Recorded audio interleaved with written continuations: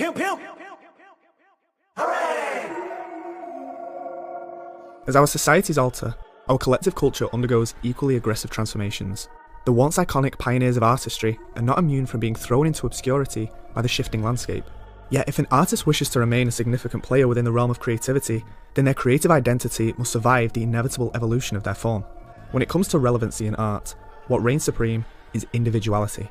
To craft a unique image with the tools at one's disposal, using them in ways that their predecessors didn't think possible and their contemporaries have made synonymous with the artist themselves. With Dilla, every time it's like that kick just sat so perfectly, and like his swings, his shuffles on his beats, his snare choices, the way he sampled shit, it was just like drugs. I mean, his music just sounded like good pussy. But in the world of rap, the most important tool in an artist's repertoire is the voice. With the unparalleled lyrical density of hip-hop and the intense emphasis on vocal delivery, the artist leaves an ever-present impression on the listener, a defining factor of the form which is rare to find in other genres. It's a medium whose messages are inseparable from its messenger. But if vocals are the most elemental feature in music, then it's the ubiquity of the artist which explains why rap so heavily relies on voice to establish identity. The impact of a unique delivery in hip-hop is the most defining factor for an artist to differentiate themselves. It's the means in which one provides a self-made platform to communicate their own ideas through this unique persona. In rap, the voice is not just the instrument to convey, it's a declaration of how that artist wants to be recognised. If you listen to my flow, I come up with like styles first, like sometimes like if I might say something like I say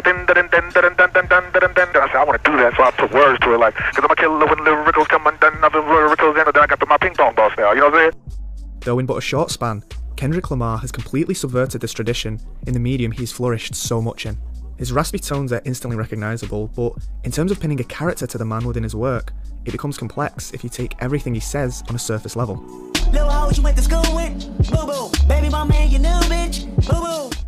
Because Kendrick is not an artist whose identity lies in solidifying his personality through the maintenance of a distinct voice. In fact, it lies in quite the opposite. His voice is rooted in the versatility of its cadence and tone, because the listener's perception of Kendrick is not the focus. This time the messenger, rather than having a persona as the foundation of how the listener is addressed, is channeling his messages by absorbing other surrounding identities. I'm a loser, I'm a winner, I'm good, I'm bad, I'm a Christian, I'm a sinner, I'm humble, I'm loud, I'm righteous, I'm a killer. What I'm doing, understand that I'm human. In all of Kendrick's projects, the defining component of his musical expertise is the strength of his conceptualization, and the success of this symphonic brand of storytelling comes from the characterization within it. The most proficient writers in hip-hop are no strangers to the inclusion of multiple personalities inside a single piece. Coming from one particular character all the time makes, to me, the story boring. So the more the better with me. This way, I could come from one point of view, another point of view. They might even disagree on certain things. I think a lot of times in hip-hop especially, artists get kind of pigeonholed into being like if you're the guy, and that's, you know, it's kind of limiting in a way. It's inside the mindsets of his conjured personas where Kendrick thrives. Not only does he construct multiple roles to approach his songs, but his degree of immersion makes him almost unrecognisable.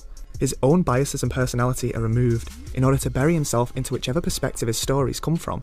Kendrick does not play these characters from the viewpoint of himself, but metamorphosizes, becoming someone completely new. The distinct identity of Kendrick Lamar is a duality, that the artist must remain separate from the man. The persona of the artist takes many forms. One moment he's a desolate and drunken state of depression, And if this bottle could talk, I cry myself to sleep, bitch, everything is your fault. to the devil incarnate talking to Kendrick himself. You said, my name is Lucy Kendrick. You introduced me, Kendrick. Usually I don't do this, but I see you and me, Kendrick. But who Kendrick really is seldom portrayed in his records. Instead, his array of emotions is what becomes manifested into characters in and of themselves. When I hear you, I don't always know it's you, because you seem to inhabit so many different characters with your voice, Right. that it's not always clear that it's you. Right, exactly. It's interesting. The concept of depicting characters in rap has been a constant since hip-hop's infancy, but even the greatest original storytellers were just that. The artist was but a vessel that recounted an event. Once upon a time, not long ago, when people wore pajamas and lived life slow, when laws were stern and justice stood, and people were behaving like they ought to good.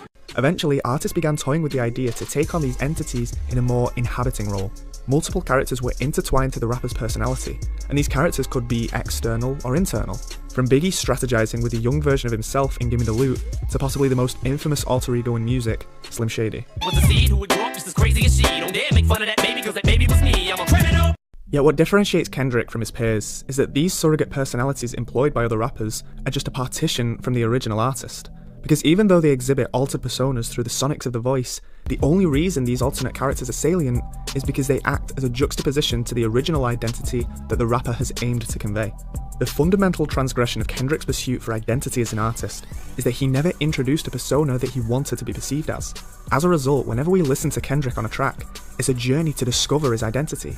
He has no answers to the kind of person he is, or the kind of person he wants to be. Each track thus becomes an introspective odyssey. I'm more of a person that's searching for answers, just like the listener. So when I go about making these records, it'll come from a standpoint where me on the music is actually me saying that I'm trying to know just like you.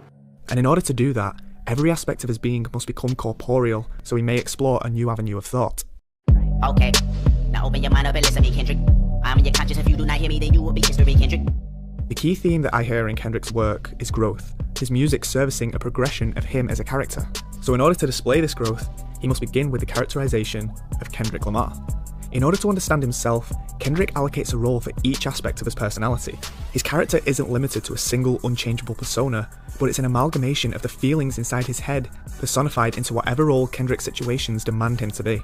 He's a chameleon embracing the multiple possibilities of the man he could become, from braggadocious ignorance I pray my dick get big as the Eiffel Tower, so I can fuck the world for 72 hours. to subdued remorse. I got the blood in my mouth. Usually I'm drug free, but shit, I'm with the homies. The ambiguous identity of Kendrick is made more potent because the notion of who is Kendrick Lamar remains a mystery.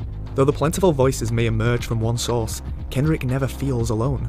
This technique of contrasting personas inside a single person is Kendrick's way of showing that people are malleable to whichever circumstance they find themselves in, and the exaggerated and naive facets that Kendrick talks of in his songs are not proud acknowledgements, simply truthful exposures that this is a side of him that exists and is the basis from which he will grow. When I get signed, homie, I'm acting fool. Get the dance flow, strobe lights in a room. But when he isn't taking on the role of himself, Kendrick is submerged into the minds and bodies of others. The cornerstone of Kendrick's music is that he views his own experiences through the eyes of others. And in order for Kendrick to understand how he can grow, he must gain this new perspective on himself. You know, because you're pulling all these different emotions out. You're grabbing all these different experiences around the world and all these different conversation pieces, and you almost have to reenact that. Kendrick frequently adopts the mindset of others so that he's able to understand how he's viewed. He may take on the idiosyncrasies of his mother to show how he needs to be nurtured. You ain't gotta lie to kick it, my nigga. You ain't gotta lie, you ain't gotta lie, you ain't gotta lie to kick it, my nigga. You ain't gotta try so hard.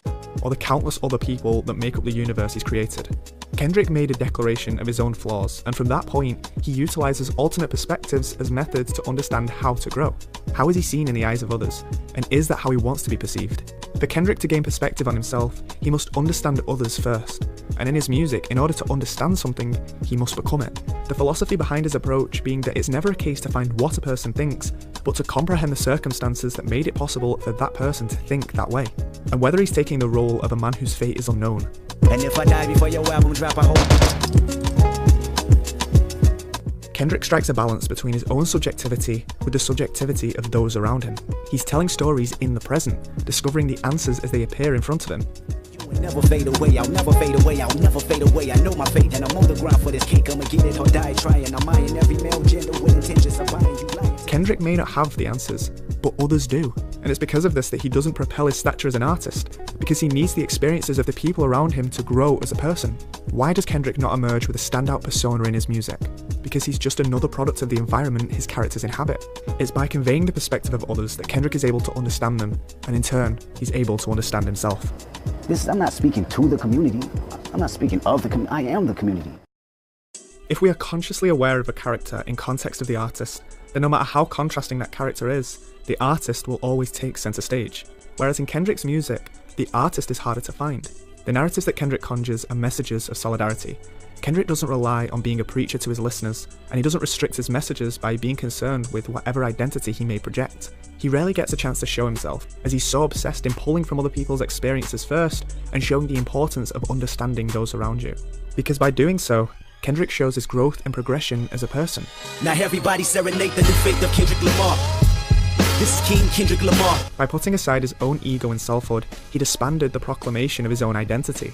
But in turn, this became an identity in itself. That Kendrick doesn't require his single voice or his single perspective in order to get his messages across, because to do so is nothing more than to play a false role.